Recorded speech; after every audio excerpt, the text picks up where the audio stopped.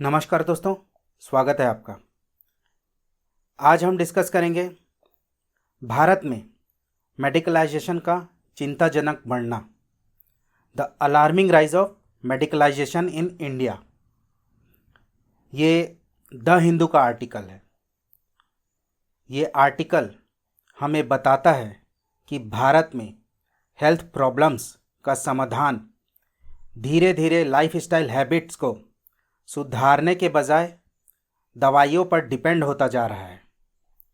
इसी ट्रेंड को मेडिकलाइजेशन कहते हैं। पहले हम बीमारी के रूट कॉजेस को ठीक करने की कोशिश करते थे, लेकिन अब हर समस्या का समाधान मेडिसिन्स में खोजने लगे हैं। कॉन्टेक्स्ट क्या है? हाल ही में एयर इंडिया ने संकेत दिया कि जिन क्रू सदस्यों का बीएमआई बॉडी मास इंडेक्स अधिक है, उनके वेतन में कटौती या नौकरी से हटाने जैसे कदम उठाए जा सकते हैं। पहली नज़र में ये फैसला हेल्थ और सेफ्टी इंश्योर करने का प्रयास लगता है, लेकिन इसका टाइमिंग महत्वपूर्ण है, क्योंकि इसी दौरान मोटापा कम करने वाली दवा सेमाग्लोटाइड का पेटेंट एक्सपायरी हुआ और इसके कई नए वर्जन्स भारतीय बाजार में आ गए। भारत आज मोटापे और उससे जुड़ी बीमारियां जैसे diabetes, hypertension, fatty liver disease की बढ़ती समस्या का सामना कर रहा है। ये डाटा देखो आप। लगभग 25% इंडियंस ओवरवेट या ओबीज हैं। हर 10 में से एक एडल्ट्स डायबिटीज़ से पीड़ित है। हर 3 में से एक व्यक्ति हाइपरटेंशन से प्रभावित है। बड़ी संख्या में लोगों को फैटी लिवर की समस्या है। विशेष चिंता की बात यह है कि बच्चों में भी मोटापा तेजी से बढ़ रहा है। इसके पीछे कई कारण हैं। यहाँ देखो,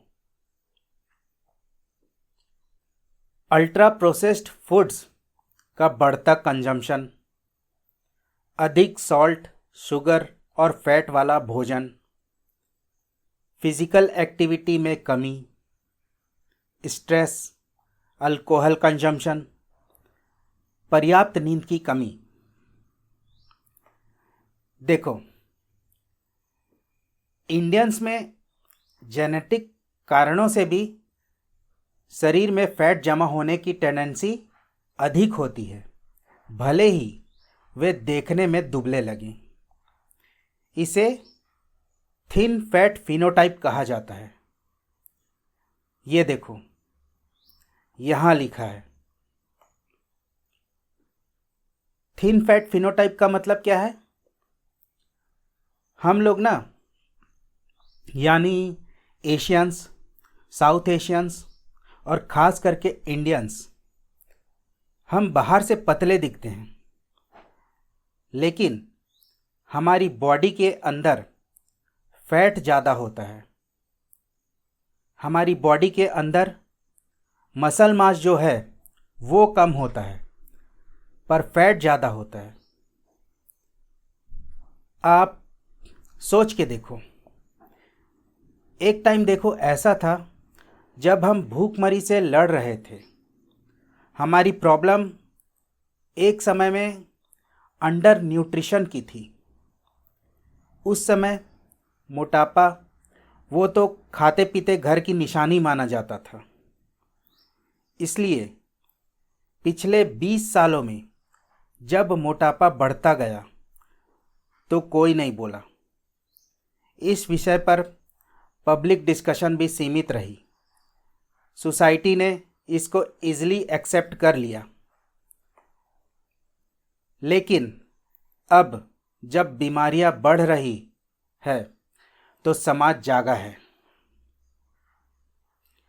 और समाज जागा तो फिर देखो जो फार्मा कंपनीज हैं वो भी फिर हरकत में आई कि समाज जाग गया है तो डिमांड बढ़ रही है मोटापा कम करने की, तो हम उसको पूरा करते हैं। लास्ट ईयर मोटापा कम करने वाली एक और दवा टिरज़ेपेटाइड भारत में आई और बहुत तेजी से लोकप्रिय हो गई। यहाँ देखो, ये है टिरज़ेपेटाइड।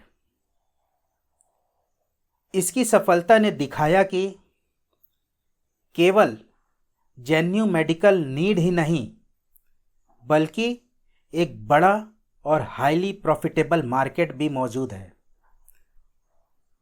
अब जब सेमाग्लोटाइड कम कीमत पर उपलब्ध हो गया है, ये बाजार और भी तेजी से बढ़ने लगा है। ये यहाँ लिखा है सेमाग्लोटाइड। और देखो, इंडिया में ना जो प्रिस्क्रिप्शन वाली ड्रग्स होती है उनका डायरेक्ट ऐड नहीं किया जा सकता। आप ना कभी भी टीवी में ना उस ड्रग का एडवर्टाइजमेंट नहीं देखोगे जो डॉक्टर्स प्रिस्क्राइब करते हैं, लेकिन वो जानबूझ के सरोगेट एडवर्टाइजमेंट करवाते हैं। सरोगेट एडवर्टाइजमेंट का मतलब है किसी ऐसे प्रोडक्ट की एडवर्टाइजमेंट करना जिसको डायरेक्टली एडवर्टाइज करना प्रोहिबिट है बाय लॉ।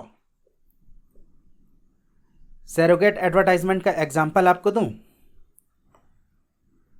जैसे कि alcohol, tobacco, paan masala, gutkha, cigarette etcetera. ऐसे प्रोडक्ट्स को प्रमोट करने के लिए कंपनीज यूज़ करती है एक सरोगेट प्रोडक्ट जिसको एडवर्टाइज करना इंडिया में लीगल है, जैसे सोडा, माउथ फ्रेशनर, सीडीज, इलायची एक्सेट्रा, और जिसका ब्रांड नेम, पैकेजिंग और टैगलाइन ओरिजिनल से बिल्कुल सेम होता है। For example, सीग्रम imperial blue whisky के लिए सीग्रम इंपीरियल ब्लू सीडी का ऐड करना, विमल पान मसाला के लिए इलायची एडवर्टाइज करना, या किंगफिशर बियर के लिए किंगफिशर वाटर एडवर्टाइज करना। मतलब नाम वही, बस प्रोडक्ट अलग। फार्मा कंपनी स्मार्ट है, वो सरोगेट एडवर्टाइजमेंट का उपयोग करती है। एग्जाम्पल्स में ये सब है: मोटापे पर जागरूकता अभियान, न्यूज़पेपर में फुल पेज एडवर्टाइजमेंट्स, बड़े बड़े होर्डिंग्स, सोशल मीडिया इन्फ्लुएंसर द्वारा प्रचार, स्पॉन्सर्ड आर्टिकल्स जो स्वतंत्र पत्रकारिता जैसे दिखते हैं। इन तरीकों से लोगों की सोच और एक्सपेक्टेशंस को प्रभावित किया जाता है, भले ही दवा का नाम सीधे ना लिया जाए। नई दवाओं को मिरेकल सॉल्यूशंस के रूप में प्रस्तुत किया जाता है, जबकि उनके रिस्क पर कम चर्चा होती है। अब यहाँ पर देखो, जैसे कम चर्चा होने वाले साइड इफ़ेक्ट्स में GLP-1 based anti obesity drugs केवल बॉडी फैट ही नहीं घटाती बल्कि मसल मास को भी कम कर सकती है। इसे सर्कोपीनिया कहा जाता है। यह है सर्कोपीनिया। शरीर के टोटल वेट लॉस में जो कमी आती है उसमें लगभग 25 से 40% तक हिस्सा मसल लॉस का हो सकता है। ऐसा इसलिए होता है क्योंकि ये दवाएं भूख को कम करती है और व्यक्ति कम कैलोरीज खाता है। यदि पर्याप्त protein intake, physical exercise, specially resistance training न की जाए तो मसल मास कमजोर हो सकती है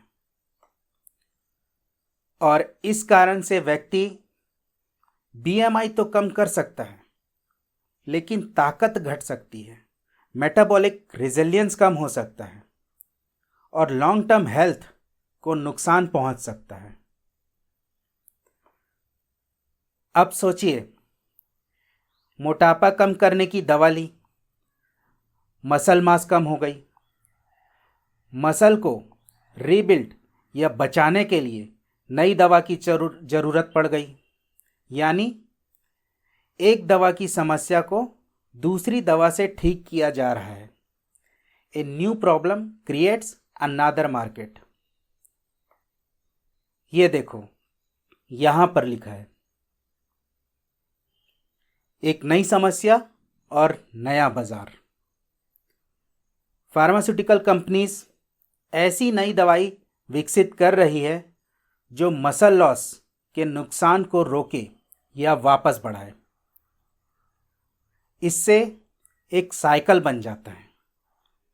एक दवा दी जाती है, उसके साइड इफ़ेक्ट्स होते हैं, उन साइड इफ़ेक्ट्स के इलाज के लिए नई दवा आती है। ये प्रोसेस लगातार चलती रहती है और इससे फार्मास्यूटिकल मार्केट बढ़ता जाता है। समझ गए? देखो, मोटापे की प्रॉब्लम, दवाई ली, सर्कोपीनिया हो गया, मसल लॉस हो गया।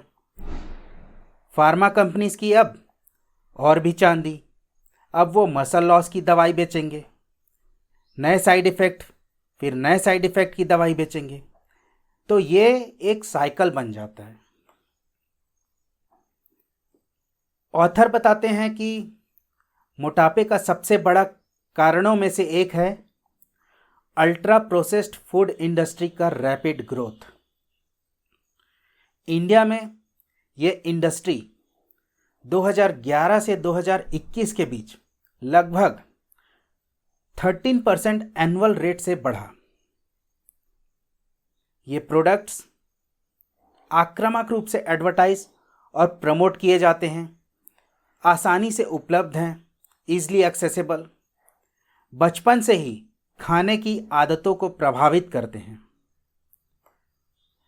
आयरनी यह है कि एक इंडस्ट्री ऐसी लाइफस्टाइल को बढ़ावा देता है जिससे बीमारी पैदा होती है, दूसरा इंडस्ट्री उन बीमारियों के इलाज के लिए दवाई बेचता है, तीसरा इंडस्ट्री उन दवाओं के साइड इफ़ेक्ट्स के लिए ट्रीटमेंट्स डेवलप करता है। बिजनेस पर्सपेक्टिव से ये सिस्टम प्रॉफिटेबल है, लेकिन पब्लिक हेल्थ पर्सपेक्टिव से ये सस्टेनेबल नहीं है। ऑथर का मानना है कि दवाएं स्वास्थ्य सुधारने का एक साधन है, लेकिन वे हेल्दी लाइफस्टाइल का विकल्प नहीं हो सकती। गुड हेल्थ का फाउंडेशन होना चाहिए nutritious food, regular physical activity, पर्याप्त और अच्छी नींद और इफेक्टिव स्ट्रेस मैनेजमेंट। साथ ही नई दवाओं के रिस्क के बारे में अधिक ट्रांसपेरेंसी होनी चाहिए। लाइफस्टाइल में बदलाव को ट्रीटमेंट का मुख्य हिस्सा बनाया जाना चाहिए। मेडिकल कम्युनिटी को अपने एथिकल रिस्पॉन्सिबिलिटीज को प्राथमिकता देनी चाहिए। आर्टिकल का मेन मैसेज ये है कि anti obesity drugs ultimate solution नहीं है। इंडिया में हेल्थ प्रॉब्लम्स को दवाओं के माध्यम से हल करने की प्रवृत्ति बढ़ रही है। दवाएं महत्वपूर्ण हैं, लेकिन मोटापा और अदर लाइफस्टाइल डिजीजेस का स्थायी समाधान हेल्दी ईटिंग, रेगुलर एक्सरसाइज, अच्छी नींद और इफेक्टिव स्ट्रेस मैनेजमेंट में छिपा है। True health should be built on healthy living first, with medicines serving as supportive tool rather than substitutes.